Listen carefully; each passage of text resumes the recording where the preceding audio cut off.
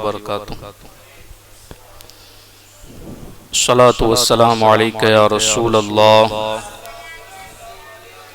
الصلاۃ والسلام علیک یا حبیب اللہ، الصلاۃ والسلام علیک یا نور اللہ، صلی اللہ تعالی علیہ وسلم۔ اللہ رب العزت نے ہمارے نبی صلی اللہ علیہ وسلم کو ہمارے لیے آئیڈیل بنا کر کے بھیجا، اور حضور اکرم صلی اللہ علیہ وسلم نے ہمیں اپنی زندگی کیسے گزارنی ہے، چلنے پھرنے سے لے کر کے سونے اٹھنے بیٹھنے تک کے آداب ہمیں سکھائے۔ تو انشاءاللہ آج کے اس درس سنت کے اندر ہم سونے اور اٹھنے کے آداب اور طریقے، اس کے حوالے سے چند اہم اور ضروری باتیں سنیں گے۔ حضور اکرم صلی اللہ علیہ وسلم نے ارشاد فرمایا، سورج ڈوب جائے تو جب تک عشاء کی سیاہی جاتی نہ رہے اپنے جانوروں اور بچوں کو نہ چھوڑو، کیونکہ اس وقت شیطان منتشر ہوتے ہیں۔ اللہ اکبر، یعنی کہ جب مغرب کا وقت ہو جائے تو بچوں کو اپنے گھر میں لے لیا کرے، جانوروں کو باندھ دیا کرے۔ اس وجہ سے کہ کبھی کبھی ایسا ہوتا ہے کہ ہماری زبان پر ایک جملہ آ جاتا ہے، بچہ جھپٹ میں آ گیا، تو یہ اسی وقت ہوتا ہے جب بچہ باہر کھیل رہا ہوتا ہے۔ تو اس سے حفاظت کے لیے ہمیں یہ کرنا چاہیے کہ مغرب کا وقت ہو تو اس سے پہلے ہمیں اپنے بچوں کو گھر میں لے لینا چاہیے۔ آقا کریم صلی اللہ علیہ وسلم نے ارشاد فرمایا، سوتے وقت اپنے گھروں میں آگ مت چھوڑا کرو۔ پہلے زمانے کے اندر دیے جلتے تھے، چراغ جلتے تھے، حضور نے ارشاد فرمایا سو تو چراغ بجھا کر کے سو۔ اسی طریقے سے آج کے زمانے کے اندر تو یہ چراغ زیادہ نہیں ہے، مگر گیس ہے، تو اگر سلنڈر بند کرنا رہ گیا ہے تو اس کو بند کر کے سوئیں، گیس بند کرنا رہ گیا ہے تو اس کو بند کر کے سوئیں۔ یہ احتیاطی تدابیر ہے۔ خدا نہ خواستہ چالو رہ گیا اور بند نہیں کیا تو پھر ہو سکتا ہے کہ وہ گیس سلنڈر پھٹ جائے، جس کی وجہ سے ہمارا گھر آگ کی نظر ہو جائے۔ تو حضور اکرم صلی اللہ علیہ وسلم کی یہ پیاری نصیحت ہے، اس وجہ سے کہ یہ آگ تمہاری دشمن ہے، جب سویا کرو تو اسے بجھا دیا کرو۔ اور آگے ارشاد فرمایا کہ جب رات میں کتے کا بھونکنا اور گدھے کی آواز سنو تو اعوذ باللہ من الشیطان الرجیم پڑھو۔ رات کے وقت کتے بھونکتے رہتے ہیں، اور اگر گدھوں کی آبادی ہو تو وہاں پر گدھوں کی آوازیں بھی سنائی دیتی ہیں۔ تو ارشاد فرمایا اس وقت اگر یہ آوازیں سنو تو اعوذ باللہ پڑھ لیا کرو۔ کیوں؟ اس وجہ سے کہ وہ اس چیز کو دیکھتے ہیں جس کو تم نہیں دیکھتے۔ تو اس سے پتا چلا کہ ہمیں جب کتوں کے بھونکنے کی آواز رات میں آئے تو ہمیں اعوذ باللہ پڑھ لینا چاہیے۔ اب ہمارے سونے کا طریقہ اور انداز کیا ہونا چاہیے؟ کئی لوگوں کو دیکھا یہ گیا ہے کہ وہ خلاف سنت سوتے ہیں، یعنی پیٹ کے بل سونا۔ حضور اکرم صلی اللہ علیہ وسلم نے ایک شخص کو پیٹ کے بل لیٹے ہوئے دیکھا، ارشاد فرمایا اس طرح نہ لیٹو، اس طرح لیٹنے کو اللہ تعالیٰ پسند نہیں فرماتا۔ حتیٰ کہ ایک صحابی رسول ارشاد فرماتے ہیں کہ میں پیٹ کے بل لیٹا ہوا تھا، حضور اکرم صلی اللہ علیہ وسلم میرے پاس سے گزرے اور پاؤں سے ٹھوکر مار کر ارشاد فرمایا، اے جندب، یعنی حضرت ابو ہریرہ، یہ حضرت ابو ذر غفاری رضی اللہ تعالیٰ عنہ، ان کا نام جندب، ارشاد فرمایا اے جندب، یہ جہنمیوں کے لیٹنے کا طریقہ ہے، پیٹ کے بل نہ لیٹا کرو۔ یعنی اس طرح کافر لیٹتے ہیں یا کہ جہنمی جہنم میں اسی طریقے سے لیٹیں گے۔ اب مسلمانوں کا طریقہ کیا ہے اور حضور کا طریقہ کیا ہے؟ حضور نے ہمیں کیا تعلیم عطا فرمائی، کس طریقے سے سونا ہے، اس کو توجہ سے سنیے۔ سب سے پہلے یہ بات سماعت کر لیجئے کہ دن کے ابتدائی حصے میں سونا یا مغرب اور عشاء کے درمیان سونا مکروہ ہے۔ اس سے ذہن میں کمزوری پیدا ہوتی ہے اور بھی بہت ساری بیماریاں پیدا ہوتی ہیں۔ سونے میں مستحب یہ ہے کہ وضو کر کے سوئے۔ اسی طریقے سے اب طریقہ سنیے، داہنی کروٹ پر سوئے اور یہ جو سیدھا ہاتھ ہے اس کی ہتھیلی رخسار کے نیچے رکھ کر کے سوئے، داہنی کروٹ پر۔ اور پاؤں تھوڑے سے سمیٹ لے، اس طریقے سے امام عشق و محبت ارشاد فرماتے ہیں تمہارا جسم اس میں محمد کی تصویر بن جائے گا۔ سبحان اللہ۔ تو اس انداز میں سوئیے کہ حضور کا نام بھی آ جائے، اور پھر آگے ارشاد فرمایا کہ سوتے وقت قبر میں سونے کو یاد کرے کہ وہاں تنہا ہوگا، سونے سوا اپنے اعمال کے کوئی ساتھ نہیں ہوگا۔ تو سوتے وقت قبر کے سونے کو یاد کیا جائے، اسی طریقے سے سوتے وقت خدا کی یاد میں مشغول رہا جائے، تسبیح پڑھیں، استغفار کثرت سے کریں، اور کلمہ طیبہ اپنی زبان پر جاری کرتے ہوئے ہمیں نیند آنی چاہیے۔ کیوں؟ اس وجہ سے کہ کبھی کبھی ہمیں ایسی نیند آ جاتی ہے کہ اس کا اٹھنا صرف ہمارے لیے حشر میں ہوگا، کبھی کبھی موت واقع ہو جاتی ہے، اور نیند کو حضور اکرم صلی اللہ علیہ وسلم نے موت کی بہن قرار دیا۔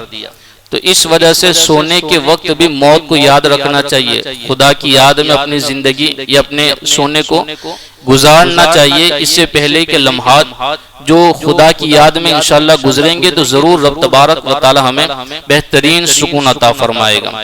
اور سوتے وقت بھی دعا کر لیا کرے، اللہم بسمک اموت و احیا، یہ دعا پڑھ لیں۔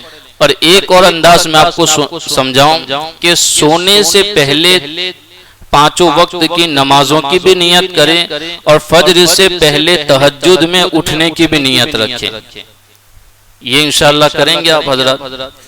سب سے پہلے 5 وقت کی نمازوں کی پابندی ہمارے لیے ضروری ہے، اور تہجد میں اٹھنا، یہ اگر اس پر عمل ہو گیا تو اللہ رب العزت ہمارا خاتمہ ایمان پر فرمائے گا۔ حضور حافظ ملت علیہ الرحمہ ارشاد فرماتے ہیں جسم کی غذا، جسم کی طاقت غذا کے ذریعہ ہوتی ہے، اور روح کی طاقت تہجد کے ذریعہ ہوتی ہے۔ تو تہجد پڑھیں گے تو انشاءاللہ روح کو تقویت ملے گی۔ اور ہمارے علماء کرام یہاں موجود ہیں، ایک مسئلہ یہاں میں پیش کروں۔ کبھی کبھی ایسا ہوتا ہے کہ تہجد کے وقت آنکھ نہیں کھل پاتی ہے، اس کا بہترین طریقہ حضور صدر الشریعہ علیہ الرحمہ نے بیان فرمایا ہے۔ ارشاد فرمایا جب وتر کی نماز پڑھ لو تو آخر کی 2 رکعتیں ضرور پڑھ لیا کرو۔ کیوں؟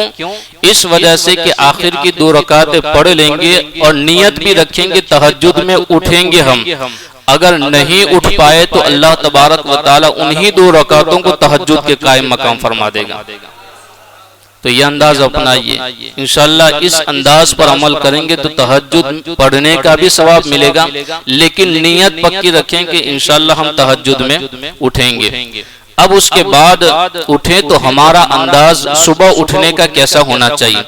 کسی نیک بزرگ سے پوچھا گیا کہ آدمی کو صبح کس نیت کے ساتھ بستر سے اٹھنا چاہیے؟ ارشاد فرمایا پہلے یہ سوچو کہ سوئے کس حال میں تھے، اللہ اکبر، پھر اٹھنے کے بارے میں پوچھنا۔ ارشاد فرمایا اٹھنے کے بعد میں پوچھنا، پہلے سونے کی کیفیات کے بارے میں غور کر لیا کرو۔ اور آگے چند نصیحتیں فرمائی کہ سونے سے پہلے بندے کو 3 باتوں کا خیال رکھنا چاہیے بالخصوص۔ سب سے پہلے روئے زمین پر کسی کا حق اس کے ذمے نہ ہو، یعنی اگر کسی کا حق اس پر آتا ہے تو ادا کر لے ورنہ معاف کروا لے، کیونکہ بعض دفعہ سوتے ہی موت آ جاتی ہے۔ اگر کسی کا حق ذمے لے کر مر گیا تو اللہ تبارک و تعالیٰ کے حضور اس کے پاس کوئی حجت نہیں ہوگی، یعنی وہاں کوئی چھٹکارا نہیں ہوگا، یا تو تمہیں نیکیاں دینی پڑے گی، نیکیاں نہیں ہوگی تو جہنم میں جانا پڑے گا۔ اس وجہ سے اگر سونے سے پہلے ہمارے اوپر کسی کا حق ہے اس کو ادا کر دینا چاہیے۔ دوسرا ارشاد فرمایا اللہ کے مقرر کیے ہوئے فرائض میں سے کوئی فرض اس کے ذمے نہ ہو، یعنی عشاء کی نماز باقی ہے تو عشاء کی نماز پڑھ کر کے سویا کرو، اس وجہ سے کہ یہ اللہ کا فریضہ ہے، اللہ کی طرف سے ہمارے اوپر عائد کیا گیا فریضہ ہے۔ اگر اس فریضے کو چھوڑ کر ہم مر گئے تو اللہ تبارک و تعالیٰ کی بارگاہ میں کیا جواب دیں گے ہم؟ اس وجہ سے کوشش کیجئے کہ اللہ کا فریضہ بھی ادا کر دیں اور مخلوق کے حقوق بھی ادا کر دیں۔ تیسرے نمبر پر ارشاد فرمایا اپنے سارے گناہوں سے توبہ کر کے سوئے، اگر حالت نیند میں موت بھی آ گئی تو توبہ پر خاتمہ ہوگا۔ تو یہ انداز بھی بڑا نرالا ہے، تو اس میں بھی اس پر بھی ہمیں عمل کرنا چاہیے۔ تو اگر ہم اس طریقے سے عمل کریں گے تو انشاءاللہ ضرور فائدہ ہوگا۔ حضرت عبداللہ ابن مسعود رضی اللہ تعالیٰ عنہ ارشاد فرماتے ہیں ایک دن ہم بارگاہ رسالت میں حاضر تھے، اتنے میں ایک شخص آیا، اس نے جب ہمیں دیکھا تو اپنی سواری سے اتر کر پیدل چلتے ہوئے حضور کی بارگاہ میں حاضر ہو گیا۔ بڑی پیاری روایت، اور عرض کیا یا رسول اللہ صلی اللہ علیہ وسلم میں 9 دن کی دوری سے آیا ہوں، مگر اس انداز میں آیا ہوں کہ 9 دن کی دوری میں نے 6 دنوں میں پوری کر لی۔ 9 دنوں کا سفر میں نے 6 دنوں میں مکمل کر لیا۔ کس طور پر؟ عرض کیا حضور میں دن میں پیاسا رہا، راتوں کو جاگتا رہا، یوں میں نے تیزی سے سفر کیا تاکہ جلدی سے آپ کی بارگاہ میں حاضر ہو جاؤں۔ اب آپ کی بارگاہ میں حاضری کا مقصد کیا ہے؟ عرض کرنے لگا حضور اصل میں مقصد یہ ہے کہ آپ سے 2 سوال کرنا ہے، جن 2 سوالوں نے میری نیند اڑا رکھی ہے، آپ ان کے جوابات عنایت فرما دیں، مجھے سکون کی نیند آ جائے گی۔ عرض کیا حضور، اب حضور اکرم صلی اللہ علیہ وسلم نے اس مسافر کے سوال سننے سے پہلے اس کا نام پوچھا۔ یہ بڑا پیارا انداز ہے۔ حضور اکرم صلی اللہ علیہ وسلم نے ارشاد فرمایا تمہارا نام کیا ہے؟ عرض کیا انا زید الخیل، میں گھوڑے والا زید ہوں۔ کیا کہا؟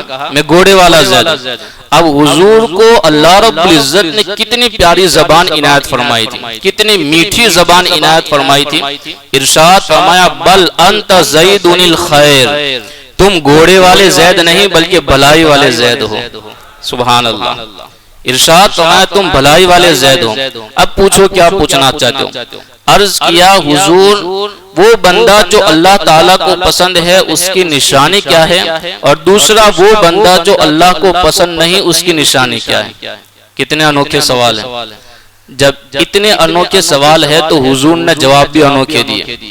سوال کیا انہوں نے کہ اللہ تعالیٰ کو جو پسند ہے اس کی نشانی کیا ہے، جو نہیں پسند اس کی نشانی کیا ہے؟ ارشاد فرمایا کیف اصبحت یا زید، اے زید تم نے صبح کس حال میں کی؟ اب ہماری کیفیت بھی دیکھیے کہ ہم صبح کس حال میں کرتے ہیں، اور حضور کی تعلیمات دیکھیے ہمیں صبح اٹھنے کے بعد صبح کی کیفیت ہماری کیا ہونی چاہیے۔ اے زید تم نے صبح کس کیفیت میں کی؟ عرض کیا یا رسول اللہ صلی اللہ علیہ وسلم صبح کی تو میری کیفیت یہ تھی کہ میرے دل میں نیکی اور نیک لوگوں کی محبت تھی۔ میرا دل چاہتا تھا کہ میں نیک کام کروں، پھر جو نیکی مجھ سے رہ گئی میں نہ کر پایا مجھے اس پر دکھ ہوا، اور جو نیکی میں کر پایا چاہے وہ تھوڑی ہی تھی یا زیادہ مجھے اس پر ثواب کا یقین ہو گیا۔ یعنی یہ 3 کیفیتیں کہ نیکی سے بھی محبت، نیک لوگوں سے بھی محبت، اور نیک کام کرنے کی چاہت، اور اگر کوئی نیکی نہ ہو پائے تو اس پر حسرت۔ صبح اس حالت میں کی، تو اگر آج ہم صبح اس حال میں کریں کہ ہم نیکی کے کاموں میں آگے بڑھیں گے، ہم صبح اس حال میں کریں گے تہجد پڑھیں گے، تہجد پڑھنے کے بعد حضور پر درود پڑھیں گے، حضور پر درود پڑھنے کے بعد نماز فجر پڑھیں گے، پھر نماز فجر پڑھنے کے بعد اپنے کام کاج کے لیے روانہ ہوں گے۔ اگر یہ انداز ہوگا تو صبح کے معمولات کی برکت سے اللہ ہمارے رزق میں بے پناہ برکت عطا فرما دے گا، بے پناہ برکت عطا فرما دے گا۔ ایک آخری بات پیش کر دوں، کیونکہ صبح کا وقت بڑا قیمتی ہوتا ہے۔ آپ نے جو حضرات صبح سویرے جلدی بیدار ہوتے ہیں انہیں اس بات کا احساس ہوگا کہ صبح ٹھنڈی ٹھنڈی ہوائیں چلتی ہے، نرم و نازک ہوائیں، پرندے آواز کرتے ہیں تو بڑا پیارا نغمہ سنائی دیتا ہے۔ یہ پرندوں کی آوازیں رب کی تسبیحیں ہوتی ہیں، ان کو سن کر کے بھی دل کو سکون مل جایا کرتا ہے۔ حضرت انس ابن مالک رضی اللہ تعالیٰ عنہ سے مروی ہے کہ ایک مرتبہ حضرت معاذ ابن جبل بارگاہ نبوت میں حاضر ہوئے۔ آپ علیہ الصلوۃ والتسلیم نے ارشاد فرمایا کہ اے معاذ آپ نے صبح کس حال میں کی؟ عرض کی میں نے اللہ تبارک و تعالیٰ پر ایمان رکھتے ہوئے صبح کی۔ تو آپ صلی اللہ علیہ وسلم نے ارشاد فرمایا ہر بات کی کوئی دلیل ہوتی ہے، تمہاری اس بات کی دلیل کیا ہے؟ اللہ اکبر۔ یہ اگر ہمارے ذہن کے اندر بیٹھ جائے تو انشاءاللہ ہمارے قدم کبھی گناہ کی طرف نہیں بڑھیں گے، ہماری آنکھیں کبھی آوارگی کی طرف نہیں اٹھے گی۔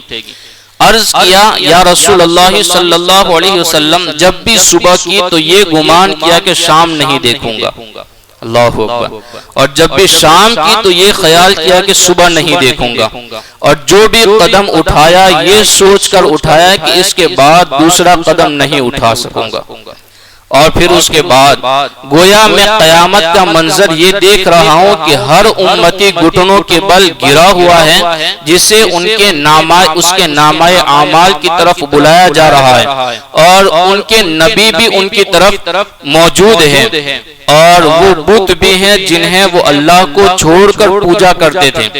گویا میں جہنمیوں کی سزا اور اہل جنت کے ثواب کو دیکھ رہا ہوں۔ جب یہ کیفیت بیان کی اور یہ دلائل حضور کی بارگاہ میں پیش کیے، حضور اکرم صلی اللہ علیہ وسلم نے ارشاد فرمایا، اے معاذ تم نے جان لیا، بس ان کیفیات پر پابندی سے قائم رہنا، اللہ تمہیں بہترین کامیابی عطا فرما دے گا۔ تو اگر آج ہم چاہتے ہیں کہ ہمیں کامیابی مل جائے، ہمیں سونے کا انداز بھی تبدیل کرنا پڑے گا، یعنی ویسا بنائیے، ویسا انداز اپنائیے جیسا حضور نے تعلیم فرمایا۔ صبح اٹھیں تو صبح کے اٹھنے کا انداز بھی ویسا اپنائیے جیسا اپنانے کا انداز حضور نے ہمیں عطا فرمایا، اور صبح کی دعا پڑھ لے، الحمدللہ الذی احیانا بعد ما اماتنا والیہ النشور، کیونکہ صبح جب بیدار ہوتے ہیں تو ہماری ایک نئی زندگی شروع ہوتی ہے۔ تو یہ انداز اگر ہم اپنائیں گے تو ضرور رب تبارک و تعالی اس پر ہمیں سکون بھی عطا فرمائے گا اور ثواب بھی عطا فرمائے گا۔ اللہ رب العزت ہمیں عمل کرنے کی توفیق عطا فرمائے۔ السلام علیکم ورحمۃ اللہ وبرکاتہ۔